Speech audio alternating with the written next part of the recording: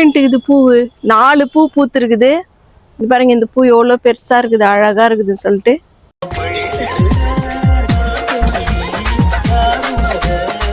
Hello friends, welcome to Sivakami garden.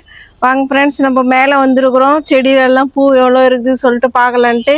இப்போ ஒரு அரை மணி நேரத்துக்கு முன்னாடி தான் இங்கே ரொம்ப மழை பெஞ்சுது ஃப்ரெண்ட்ஸ், சரியான மழை. இப்போ பாருங்க எப்படி வெயில் காயுதுன்னு சொல்லிட்டு. இங்கே அப்படிதான் இருக்குது இங்கே மோசமே. கொஞ்ச நேரம் வெயில் காயுது, கொஞ்ச நேரம் மழை பெய்யுது, மாறி மாறி வருது எல்லாமே. வாங்க நம்ம கொய்யாக்காய் செடியில் கொய்யாக்காய் எப்படி இருக்குதுன்னு சொல்லிட்டு பார்க்கலாம். கொஞ்சம் பெருசாக இருக்குது கொய்யாக்காய், பாருங்க எவ்வளோ நல்லா இருக்குதுன்னு சொல்லிட்டு. இந்த கொய்யாக்காவும் கொஞ்சம் பெருசாகிடுச்சு. இது பூவெல்லாம் கீழே விழுந்தது. 3வது கொய்யாக்காய். 4வது கொய்யாக்காய் தான் காற்றுல விழுந்துட்டு இருக்குது. இது காணோம் எங்கன்னு. இந்த கருவேப்பிலை செடி அப்படியே தான் இருக்குது ஃப்ரெண்ட்ஸ். இன்றைக்கும் எப்போ தான் ஒரு டைம் கிடைக்குன்னு தெரில நம்ம மாற்றி நடுறதுக்கு. அவரைக்காய் செடியில் பாருங்க ஃப்ரெண்ட்ஸ், அவரைக்காய் செடியில் வந்து முனையில் இருக்கிற இலையெல்லாம் மஞ்சள் கலர் ஆகிட்டு இருக்குது. இது என்ன ப்ராப்ளம் என்னான்னு தெரியல எனக்கு. கட் பண்ணி எடுத்துடலாமா, இல்லை பூ வர மாதிரி இருக்குது வேறு. சரி அப்படியே இருக்கட்டும்.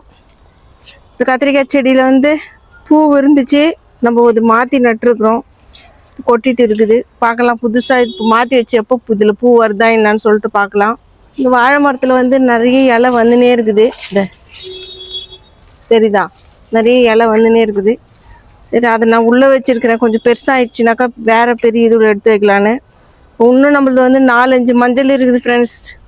அதை நம்ம எடுத்து ஒரு தொட்டி ரெடி பண்ணி அதில் வைக்கணும். நடாமல் நான் அப்படியே சின்ன சின்ன தொட்டியில் வச்சுருக்கிறேன். பெரிய இதில் வச்சாதான் அது கிழங்கு பெருசாகும். பாருங்கள், கரும்பு நான் அவ்வளோண்டு கட் பண்ணி விட்டேன். சைடு கிளையெல்லாம் 2 கரும்பு தான் இருந்துச்சு நம்மக்கிட்ட. பாருங்கள் எத்தனை கரும்பு ஆயிடுச்சுன்னு சொல்லிட்டு. நாவமரம் வந்து சுத்தமாக மூடிக்கிச்சு இந்த தொட்டியை, பக்கெட் ஃபுல்லாக.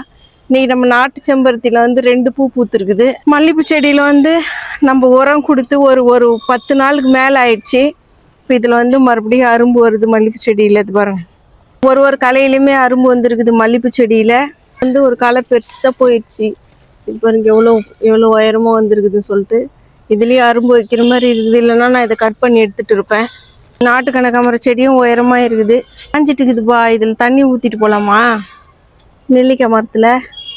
இந்த நெல்லிக்காய் மரம் பாருங்கள் ஃப்ரெண்ட்ஸ், இந்த மண்ணெல்லாம் சுத்தமாக காஞ்சி போயிட்டு இருக்குது. சரி நான் பக்கெட்டை எடுத்துன்னு வரல, கேன்லேயே தண்ணி கலந்து ஊற்றிட்டு போகலான்னு நினைக்கிறேன். செடியிலெல்லாம் எல்லாமே அப்படி தான் இருக்குது. இன்னும் இதில் பூவே வரல. அந்த கத்திரிக்காய் செடியை நம்ம கட் பண்ணி விடணும். கத்திரிக்காய் வந்து காய்ச்சி முடிஞ்சு போச்சு, அதை நம்ம கட் பண்ணி எடுக்கணும். கட் பண்ணிவிட்டு இதையே நான் கட்டிங்ஸ் வைக்கலான்னு சொல்லிட்டு நினைக்கிறேன். கவர் இருக்குது நம்மக்கிட்ட, மொத்தத்தையும் நான் கட்டிங்ஸ் வைக்கலான்னு சொல்லிட்டு பார்க்குறேன். இப்போ கட்டிங்ஸ் வச்சா கண்டிப்பாக துளிர் வரும், ஏன்னா நிறைய மழை பெஞ்சுன்னே இருக்குது. சம்பங்கி செடி வந்து நம்ம மொத்தம் மேலே இருக்கிற இலை எல்லாத்தையும் கட் பண்ணி எடுத்துட்டோம். அது மறுபடியும் இது ஃபுல்லாக மூடிக்கின மாதிரி தெரியுது எனக்கு. இது பாருங்கள், ஒரு இலை ஃபுல்லாக வந்துடுச்சு நம்ம சேப்பங்கிழங்குல. மற்ற சுற்றி இருக்கிறதெல்லாம் துளிர் வருது. முல்லைப்பூ செடியிலேயும் அரும்பு வருது. இதில் இந்த முல்லைப்பூ செடியிலேயும் அரும்பு வருது ஃப்ரெண்ட்ஸ். பார்க்கலாம். நேற்று நம்ம ஜாதி மல்லி செடியிலேருந்து நம்ம அரும்பெல்லாம் கிளீன் போயிட்டோம். ஏன்னா அது பூ வந்து பூத்து கொட்டி போயிடுது கீழேன்னு சொல்லிட்டு நான் மொத்தம் கிளீன் போயிட்டேன். வீட்டில் இருக்குது பூ பூத்துட்டு பூஜை பண்ணிவிட்டு எடுத்து வச்சிட்டாங்க. இந்த பாரு எவ்வளோ அழகாக பூத்துருக்குது பாருங்க. இன்றைக்கும் நிறைய அரும்பு வச்சுருக்குது. இதில் நம்ம கனகாமர செடியில் வந்து நாட்டு கனகாமர செடியில் நம்ம இதெல்லாம் மொத்தம் கட் பண்ணி விட்டது மறுபடியும் பெருசாக ஆயிடுச்சு. முதல்ல இருந்த மாதிரி உயரமாக வளர்ந்துருக்குது. இது உள்ளவும் நிறைய செடி முளைஞ்சிருக்குது, சின்ன சின்ன செடிங்க. அதையும் நம்ம பிடிங்கி கவரில் வைக்கலாம். நம்ம கரும்பு முருங்கையில் வந்து கொஞ்சம் வளர்த்தி இருக்குது. பார்க்கலாம். இது ஒன்றும் அடுத்த மாதம் தான் இதில் முருங்கைக்காய் வரும் போல் இருக்குது. மெதுவாகவே வரட்டும், ஏன்னா இது இன்னும் கொஞ்சம் உயரமாக ஆகட்டும். நம்ம ரோஸ் செடியில் பாருங்கள் ஃப்ரெண்ட்ஸ், எவ்வளோ துளிர் வந்துருக்குது அழகாக, புது துளிருங்க. இது துளிர் வர்றது ஒன்றுத்துலையுமே பூ வரும். இதுக்கு வந்து நம்ம புது ஊரெல்லாம் நம்ம ரெடி பண்ணி கொடுத்துன்னு இருக்கிறோம். பார்க்கலாம் இதில் எவ்வளோ பூ பூக்குதுன்னு சொல்லிட்டு. நம்ம கத்திரிக்காய் செடியில் பாருங்கள் எவ்வளோ பூ இருக்குதுன்னு சொல்லிட்டு 3 பூ பூத்துருக்குது கத்திரிக்காய் செடியிலையும். அடுக்கு செம்பருத்தியில் பாருங்கள் ஃப்ரெண்ட்ஸ், விழுந்துட்டுக்குது பூவு 4 பூ பூத்துருக்குது. இது பாருங்கள், இந்த பூ எவ்வளோ பெருசாக இருக்குது, அழகாக இருக்குதுன்னு சொல்லிட்டு. இது 1 4 பூ பூத்துருக்குது ஃப்ரெண்ட்ஸ் இன்றைக்கி அடுக்கு செம்பருத்தியில். இதில் வந்து மொத்தம் அரும்பெல்லாம் இது பாருங்கள், இதில் வந்து மொத்த அரும்பும் கொட்டிட்டு இருக்குது கீழே காற்றுல. இந்த அரும்பு கொட்டிட்டு இருக்குது கீழே. இதுவும் நம்மக்கிட்ட 3-4 மஞ்சள் இருக்குது. அது நடணும். தொட்டி ஒன்று ரெடி பண்ணி தான் அது மஞ்சள் எல்லாம் நடணும். நம்ம 4 பூ பூத்துருக்குதுண்ணா அடுக்கு செம்பருத்தி. இங்கே வந்து அரளி செடியிலலாம் பூ எதுவும் இல்லை ஃப்ரெண்ட்ஸ். நேற்று தான் பூ பூத்துருந்துச்சு.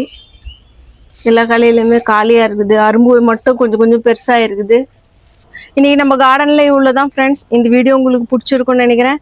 பிடிச்சிருந்தா நீங்கள் லைக் பண்ணுங்கள், ஷேர் பண்ணுங்கள், கமெண்ட் பண்ணுங்கள் ஃப்ரெண்ட்ஸ். நம்ம வீடியோ டெய்லியும் பாருங்கள். பார்க்குறவங்க எல்லாருமே கண்டிப்பாக சப்ஸ்கிரைப் பண்ணுங்கள் ப்ளீஸ். Thank you friends. பாய்.